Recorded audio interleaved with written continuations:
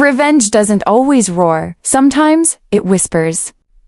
Sometimes it's not the slam of a gavel or the blast of a headline, but a single choice.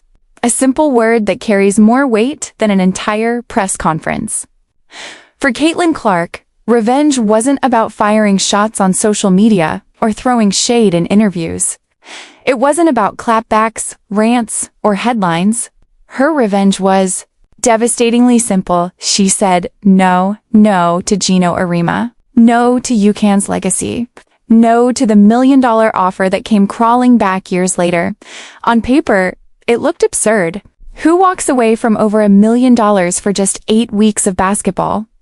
Who turns down a chance to dominate in a brand new league with massive funding behind it? But this wasn't just a contract. This wasn't just about money. It was about power, respect, and principle.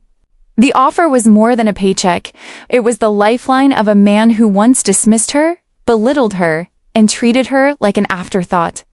And when Clark rejected it, she didn't just pass on 7 figures. She humbled the man who never thought he could be humbled. This story begins years before the WNBA, before Rookie of the Year trophies, before sold-out arenas and record-shattering TV ratings. It begins when Caitlin Clark was just a teenager with a dream.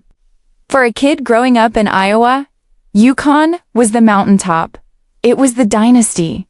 It was the empire, the home of Diana Taurasi, Maya Moore, Breena Stewart legends carved into the very fabric of women's basketball. To Clark, it was the coolest place on earth, the dream destination for the game's brightest stars. But when recruiting season came, the call never came. With it, Geno Auriemma never picked up the phone. Never called Clark. Never called her parents.